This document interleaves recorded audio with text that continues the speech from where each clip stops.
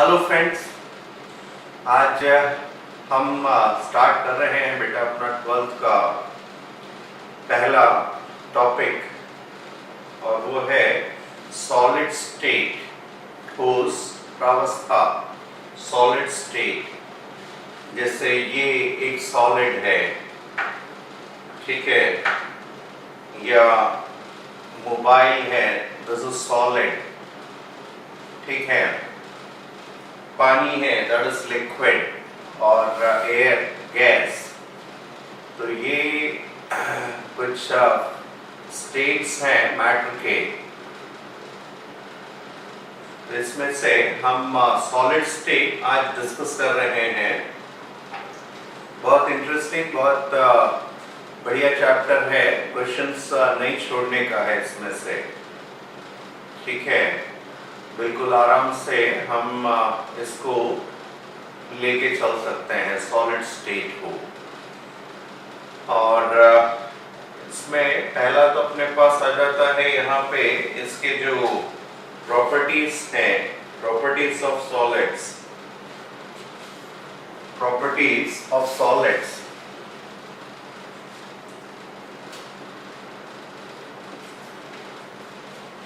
इनके जो गुण हैं, ठोसों के जो गुण हैं, प्रॉपर्टीज में एक आ जाता है इनका डेफिनेट वॉल्यूम होता है, डेफिनेट शेप होता है।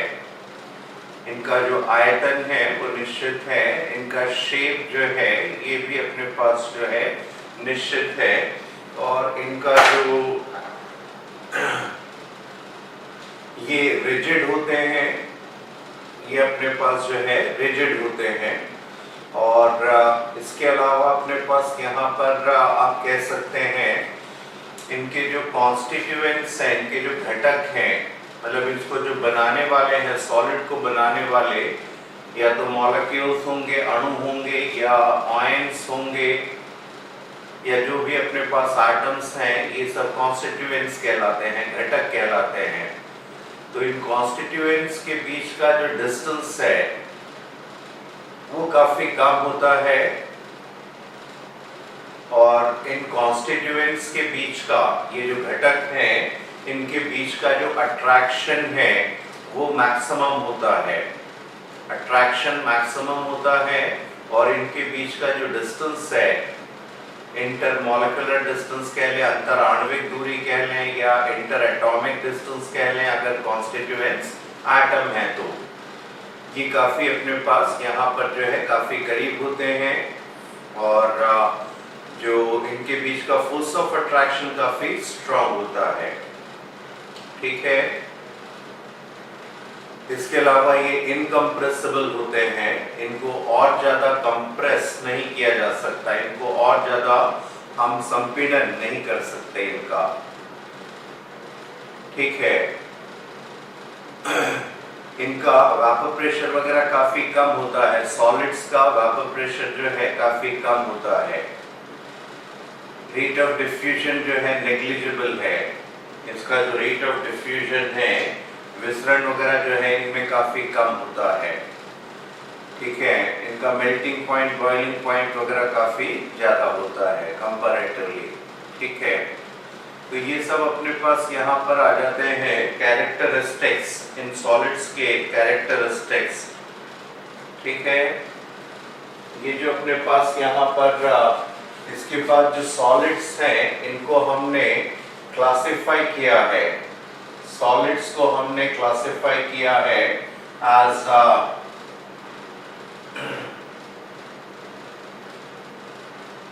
क्रिस्टलाइन सॉलिड्स, और दूसरा है एमॉर्फस सॉलिड। क्रिस्टलीय ठोस और अक्रिस्टलीय ठोस, crystalline solids and amorphous solids. Crystalline solids के जो कैरेक्टर्स हैं, इनके जो विशेषताएं हैं, इनके जो गुण हैं, उसमें हम कह सकते हैं कि जो क्रिस्टलाइन सॉलिड्स में जो कॉन्स्टिट्यूएंट्स हैं, जो घटक हैं, उनका एक डेफिनेट शेप वाले होते हैं, जबकि इसमें एमॉर्फस सॉलिड्स के कॉन्स्टिट्यूएंट्स का शेप जो है वो डेफिनेट नहीं है, ठीक है। क्रिस्टलाइन सॉलिड्स होते हैं, इनमें अपने पास ये जो है क्रिस्टलाइन सॉलिड्स में आप कह सकते हो कि इनमें एक जो ऑर्डरली अरेंजमेंट है, जो घटक इकाइयां हैं वो अपने पास ऑर्डरली अरेंज होती हैं और इनमें लॉन्ग रेंज ऑर्डर होता है। लॉन्ग रेंज ऑर्डर का होना मतलब जो घटक इकाइयां हैं काफी दूर दूर तक बिल्कुल प्रॉपर मैनर में यहाँ पर अपने पास जो है अरेंज्ड होती हैं इस तरीके से। तो इनमें लॉन्ग रेंज ऑर्डर है, इनमें लॉन्ग रेंज ऑर्डर है, जबकि एमॉर्फस सॉलिड्स जो हैं ये अपने पास यहाँ पर इस तरीके से अलग अलग शेप के होंगे। तो ये अलग अलग अपने पास साइजेस के हैं, तो ये अपने पास यहाँ पर कोई डेफिनेट अरेंजमेंट नहीं है, इनमें कोई डेफिनेट अरेंजमेंट इनका नहीं है, ठीक है। और इनमें शॉर्ट रेंज ऑर्डर होता है, मतलब जो घटक इकाइयां होती हैं वो थोड़ी थोड़ी दूर तक हो सकता है। कुछ दूरी के लिए यदि हम यहाँ पर कंसिडर करते हैं, जैसे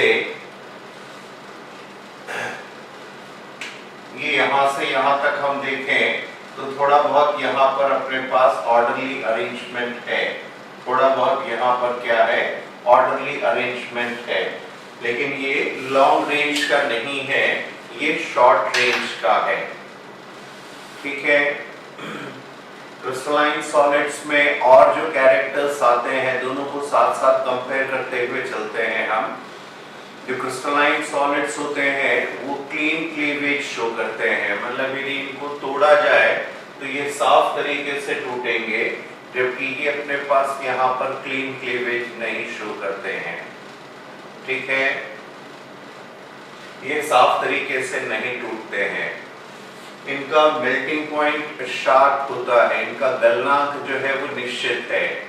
जैसे बर्फ है, आइस है, वो एक क्रिस्टलाइन सॉलिड है, उसका मेल्टिंग पॉइंट कितना है 0 डिग्री सेल्सियस।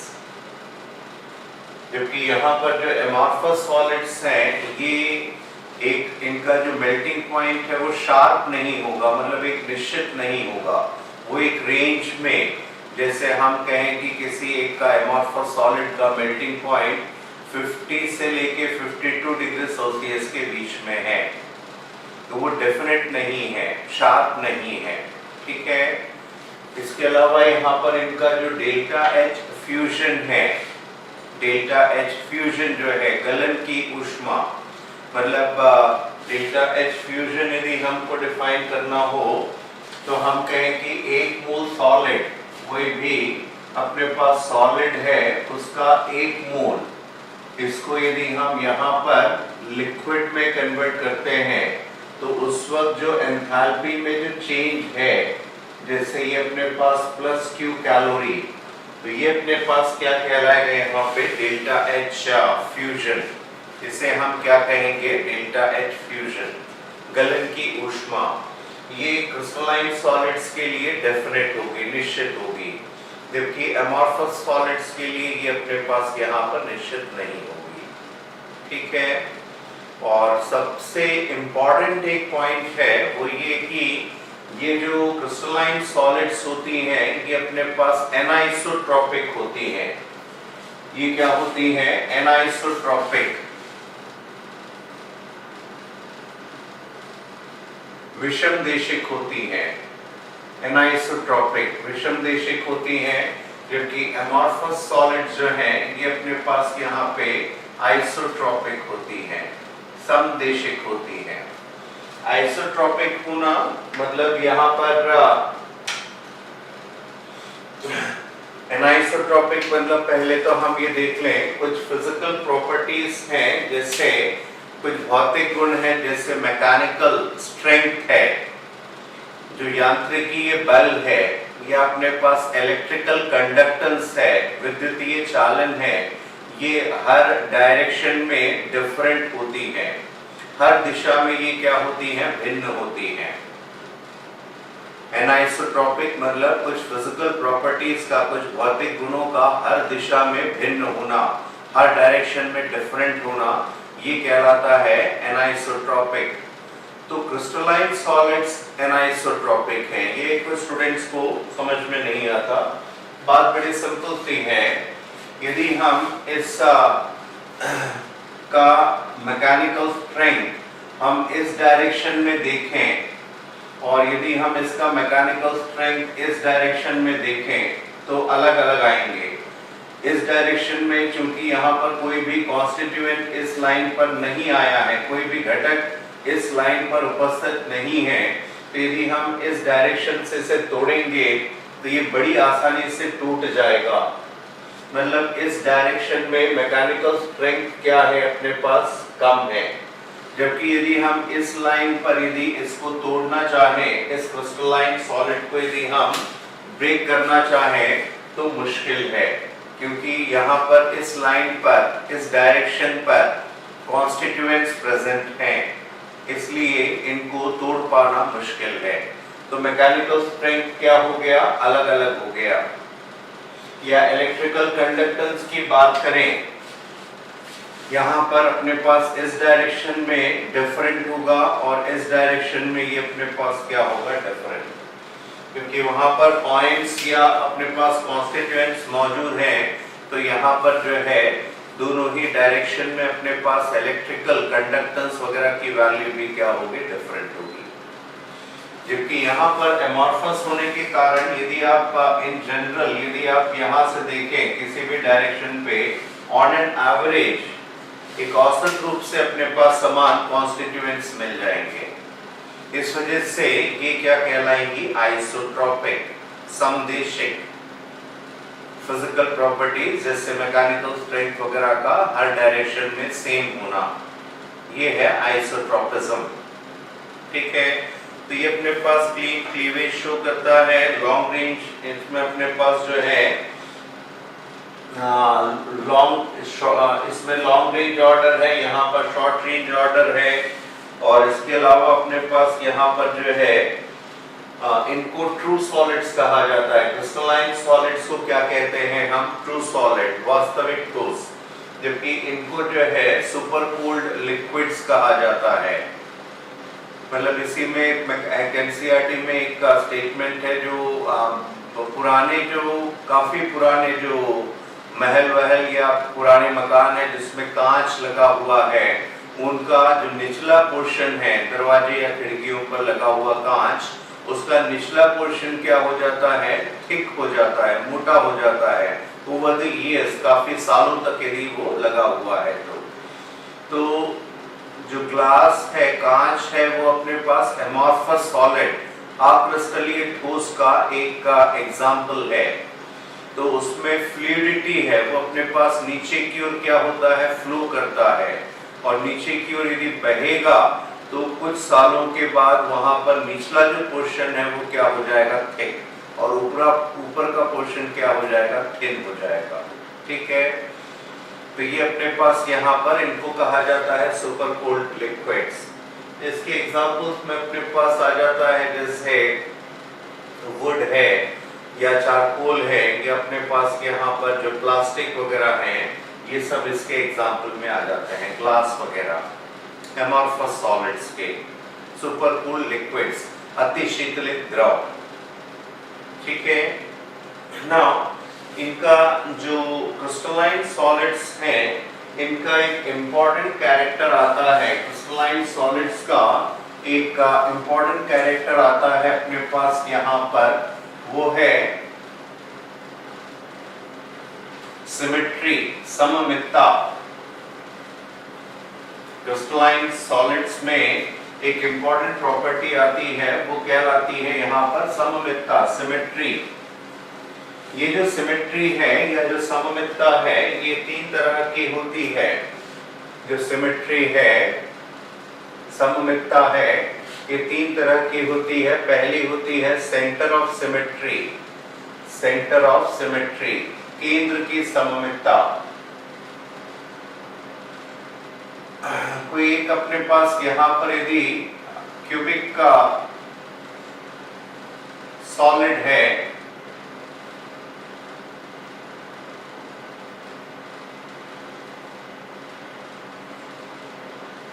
इस तरीके का एक क्यूब है, ठीक है। क्यूबिक सिस्टम में अगर हम सेंटर ऑफ सिमेट्री की बात करें तो केवल एक है। ये है क्या? सेंटर ऑफ सिमेट्री है क्या? केंद्र की सममितता। This is an imaginary point within the centre of crystal, ठीक है। ये अपने पास यहाँ पर क्रिस्टल के केंद्र में उपस्थित एक इमेजिनरी, एक काल्पनिक बिंदु है। जहां तक यदि हम किसी एक लाइन को खींचें, जैसे ये एक अपने पास पॉइंट है, इसमें यहां से लेकर के इस सेंटर तक हमने एक लाइन खींचा और उस लाइन को हमने आगे एक्सटेंड किया उतनी ही दूरी तक, तो सेम अपीयरेंस एक से ज्यादा बार, एक मतलब सेम अपीयरेंस या सेम एटम या सेम कॉन्स्टिट्यूएंट को ये टच करेगा।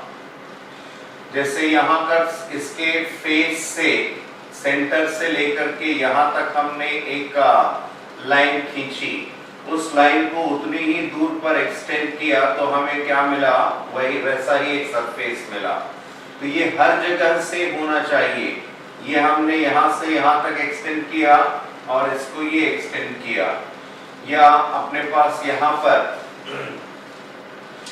यहाँ से लेकर के ये आपने लाइन खींची और उसको एक्सटेंड किया, तो सेम अपीयरेंस अपने पास, सेम पॉइंट या सेम कॉन्स्टिट्यूएंट हमारे पास फिर से आ जाए, तो उस पॉइंट को हम क्या कहेंगे? Centre of symmetry.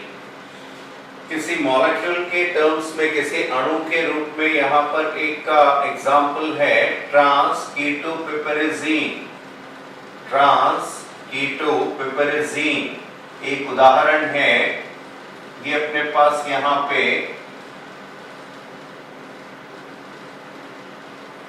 This is trans कीटोपिपेरेजीन। अब इसमें हम कहते हैं कि इस अणु में, इस मॉलिक्यूल में सेंटर ऑफ सिमेट्री मौजूद है। मतलब ये एक इमेजिनरी पॉइंट है, एक काल्पनिक बिंदु है। इस कार्बन से हमने उस पॉइंट तक एक लाइन खींचा और उस लाइन को उतने ही दूर तक, उतने ही डिस्टेंस पे यदि आप खींचोगे तो सेम एटम हमको मिल रहा है। ये हर जगह से होना चाहिए। जैसे नाइट्रोजन से यहाँ तक खींचा, इस कार्बन से यहाँ तक खींचा, मिथाइल ग्रुप से ये अपने यहाँ पर खींचा, हाइड्रोजन से यहाँ पर खींचा, हर जगह तक, हर जगह से ये अपने पास यहाँ पर सेम पॉइंट अपने को मीट आउट होना चाहिए, मिलना चाहिए। तो हम उस पॉइंट को क्या कहेंगे? Centre of symmetry. इस मॉलिक्यूल में सेंटर ऑफ सिमेट्री है। क्यूबिक सिस्टम में एक सेंटर ऑफ सिमेट्री होता है। घन तंत्र में एक केंद्र की सममितता है। There is one centre of symmetry, ठीक है। Now comes plane of symmetry, तल की सममितता। प्लेन ऑफ सिमेट्री, तल की सममितता। ये एक इमेजिनरी प्लेन है, ये एक काल्पनिक तल है। Again it which passes through the center of crystal and divides it into two equal portions which are mirror images of each other,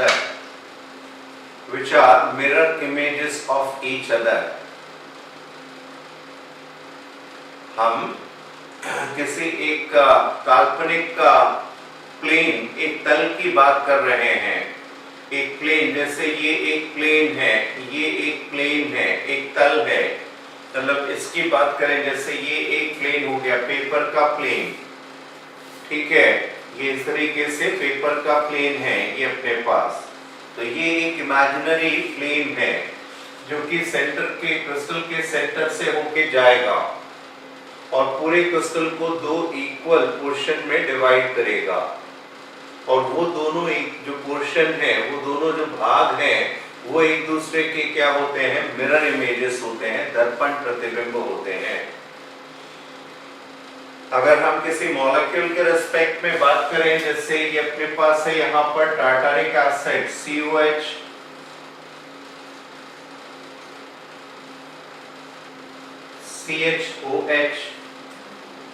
CHOH, ये टार्टारिक एसिड है। इसमें हम कहते हैं ये जो प्लेन है, दिस इमेजिनरी प्लेन, यहां से हमने एक प्लेन यहां से खींचा और ये पूरे मॉलिक्यूल को दो इक्वल पार्ट में डिवाइड कर दिया उसने, ऊपर का और निचला हिस्सा, और ऊपर का हिस्सा और निचला हिस्सा एक दूसरे के क्या है, मिरर इमेजेस है, दर्पण प्रतिबिंब है। तो ये प्लेन कहलाता है यहाँ पर प्लेन ऑफ सिमेट्री, तल की सममितता। किसी क्यूबिक क्रिस्टल में, किसी घन तंत्र में कुल 9 प्लेन ऑफ सिमेट्रीज होती है, कुल 9 जो है तल की सममितताएं होती हैं। आप अगर किसी कमरे में बैठे हुए हैं, उस कमरे को एक क्यूब मानते हुए, घन मानते हुए आप इमेजिन करने की कोशिश कर सकते हो। मैं आपकी हेल्प करता हूं, ठीक है। हम पहला ये जो क्रिस्टल है, इसके ऊपर से एक आप इसको डिवाइड कर दें। जैसे ये एक अपने पास यहाँ पर एक क्रिस्टल है, क्यूबिक क्रिस्टल है, इसमें आप यहां से इसे इस तरीके से एक प्लेन खींचें, एक तल यहां से कर दें, तो ये आ गया 1, फिर यहां से 2, फिर यहां से 3। मतलब आप जिस कमरे में बैठे हैं इसका पोर्शन ऊपर का, नीचे का, फिर यहां से लेफ्ट और राइट, और फिर आगे और पीछे, इस तरीके से 3 प्लेन तो ये आ गई, 3 प्लेन ये आ गई। इसके अलावा 3 प्लेन के अलावा यहां पर अपने पास इस पॉइंट से लेकर के इस पॉइंट तक, मतलब ये अपने पास प्लेन डायगोनल, ये सामने वाला एक कमरे का सामने वाला पोर्शन से लेके नीचे डायगोनली पीछे तक जाएं आप, तो ये एक प्लेन हो गया, ये एक प्लेन हो गया, ठीक है। इसके अलावा अपने पास यहाँ पर इस प्लेन से लेके यहां तक अगेन डायगोनली आपने यहां पर खींचा, ये आ गया अपने पास 3 2 5 हो गए। इसके अलावा यहां से लेकर के ये वाला प्लेन से लेकर के यहां तक डायगोनली ये आपके पास हो गया कितने, 6। अब बचा अपने पास यहाँ पे, यहां से लेकर के ये आ गया अपने पास यहां तक, ये आ गया 7, और ये आ गया अपने पास यहां पर 8, ठीक है। और ये आ जाएगा यहां से लेकर के यहां तक, ये अपने पास 9। मतलब फिर से हम कोशिश करते हैं, पहला तो मेरे ख्याल से क्लियर होगा, ये वाला पोर्शन लेफ्ट और राइट, फिर बीच से आपने काटा, आगे पीछे, और फिर यहां से काटा ऊपर नीचे, 3 हो गए। फिर आप जहां बैठे हैं वहां से सामने से लेके नीचे पीछे तक एक का प्लेन खींचें, तो ये हो गया अपने पास चौथा, ठीक। फिर आपने ऊपर से यहां नीचे लिया है, इसके ऊपर से वहां नीचे तक, ठीक है। ये कितने हो गए अपने पास, 3 2 5।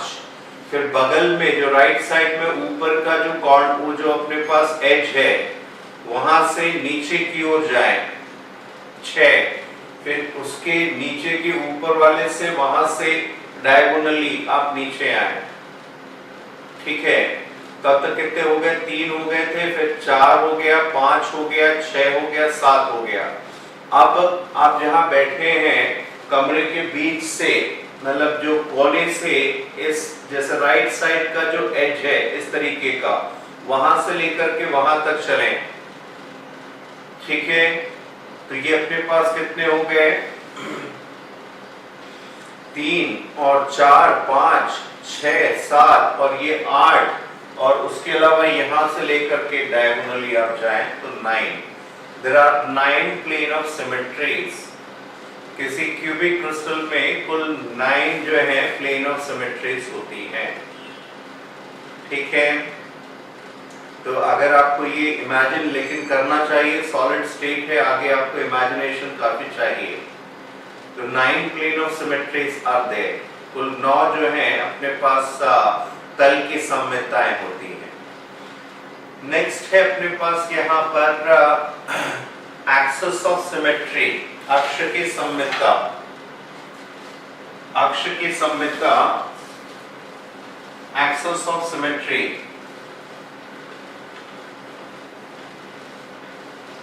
दिस इज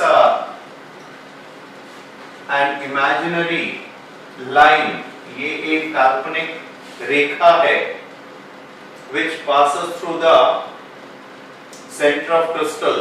अगेन ये भी अपने पास क्रिस्टल के सेंटर से होके गुजरेगा।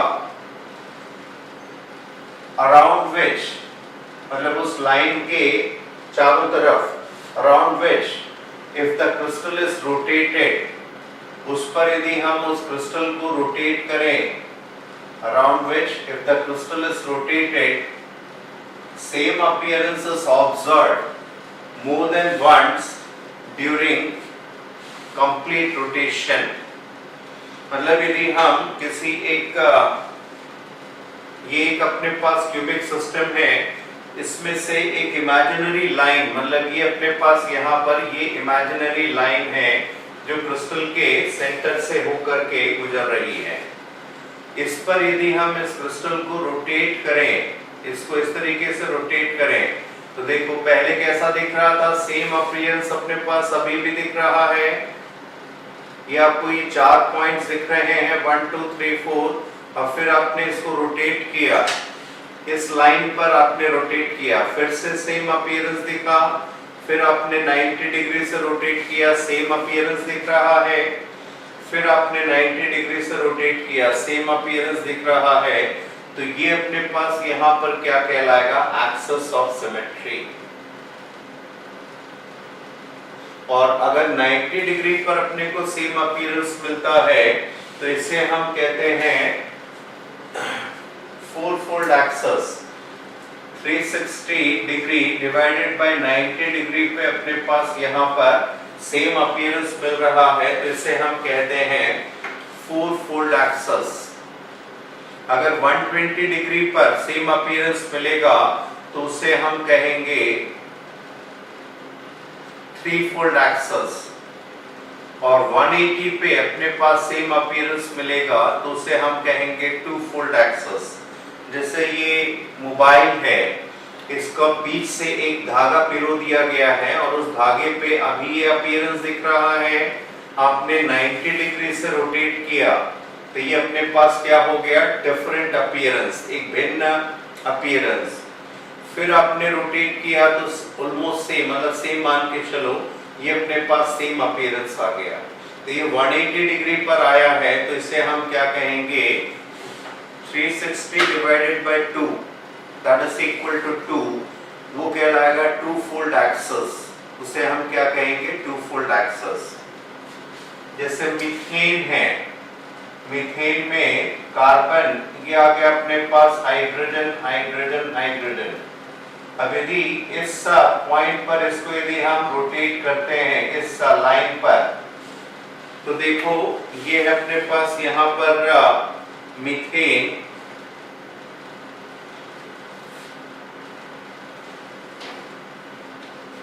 उसके देखिए यहाँ पर ये मुट्ठी मेरी कार्बन है, ये हाइड्रोजन और ये हाइड्रोजन, ये आ गया अपने पास, और यहाँ पर एक हाइड्रोजन है। इस तरीके से इस पॉइंट पर, इसी इसी से होता हुआ एक धागा मैंने पिरो दिया और अभी मैंने रोटेट किया, तो अभी आपके पास ये अपीयरेंस दिख रहा है।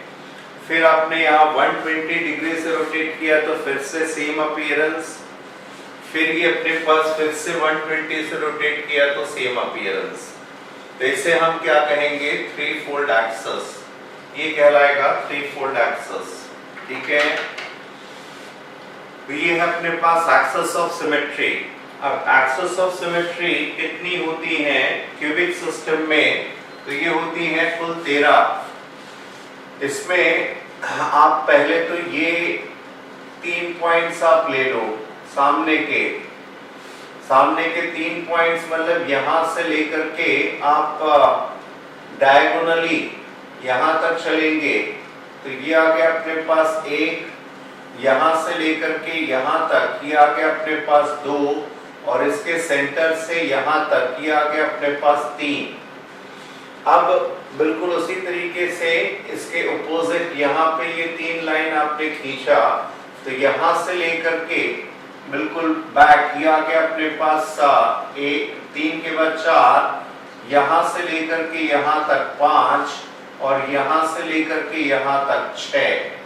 ठीक है, अब इसके बाद यहां पर अपने पास जो है ये 2 बच गए, ये आ गया अपने पास यहां से ये आ गया अपने पास कितना 7।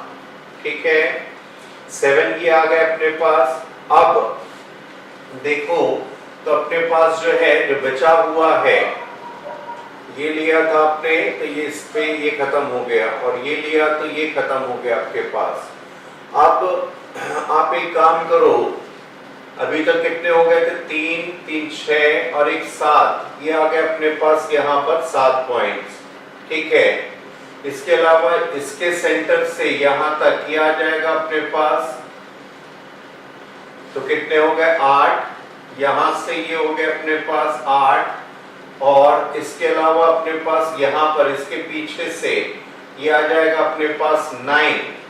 ठीक है, फिर ये अपने पास बचा हुआ है इस पॉइंट से लेकर के यहाँ तक 10, इसके सेंटर से लेकर के ये अपने पास यहाँ पर 11, और इसके अलावा अब अपने पास यहाँ पर जो है 2 और पॉइंट अपने पास मिसिंग है, 2 पॉइंट्स और मिसिंग है हमारे पास। टोटल यहाँ पर 13 जो है ये अपने पास एक्सेस ऑफ सिमेट्री आती है। 13 में एक अपने पास यहाँ पर 1, 2 और ये 3 तो नॉर्मल आ गई अपने पास। उसके अलावा वहां के सेंटर से ये आ गया अपने पास यहाँ पर 4, उधर से ये आ गया अपने पास 5, उसके बीच से 6 और इसके बीच से 7, फिर उसके अलावा ये अपने पास इसके सेंटर से 8 और यहां से यहां तक 9, और इसके अलावा यहां से यहां तक 10, और इनके सेंटर से बचा है 11, 12, और अपने पास यहाँ पर अपने पास जो है एक और पॉइंट इसके सेंटर से लेकर के नीचे तक 13।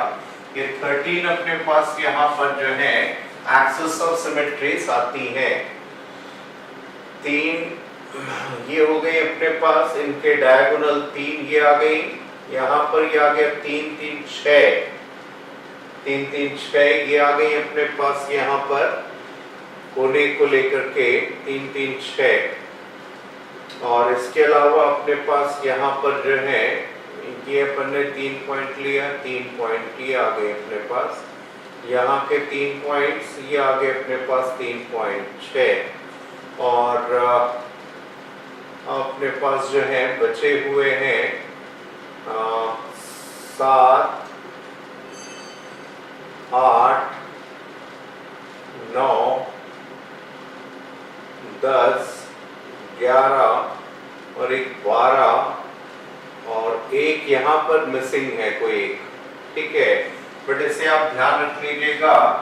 टोटल अपने पास यहाँ पर centre of symmetry cubic system के लिए आएगी अपने पास 1, प्लेन ऑफ सिमेट्रीज हमारे पास आएंगी प्लेन ऑफ सिमेट्री ये होती है अपने पास 9 और जो अपने पास एक्सिस ऑफ सिमेट्री है वो आती है 13। तो ये टोटल अपने पास इन तीनों को कंबाइन करके कहा जाता है एलिमेंट ऑफ सिमेट्रीज। ये सारी मिलाकर के कहलाती हैं एलिमेंट ऑफ सिमेट्रीज, तत्व की सममितताएं, एलिमेंट ऑफ सिमेट्रीज। सो किसी क्यूबिक क्रिस्टल में हमारे पास कुल जो है 23 एलिमेंट ऑफ सिमेट्रीज होती हैं, तत्व की सममितताएं। सेंटर ऑफ सिमेट्री, केंद्र की सममितता 1, प्लेन ऑफ सिमेट्री 9 और 13 अपने पास होती है एक्सिस ऑफ सिमेट्री, अक्ष की सममितता क्यूबिक क्रिस्टल में। तो ये भी अपने पास यहाँ पर कैरेक्टरिस्टिक है क्रिस्टलाइन सॉलिड्स का, क्रिस्टलेट ठोसों का, ठीक है।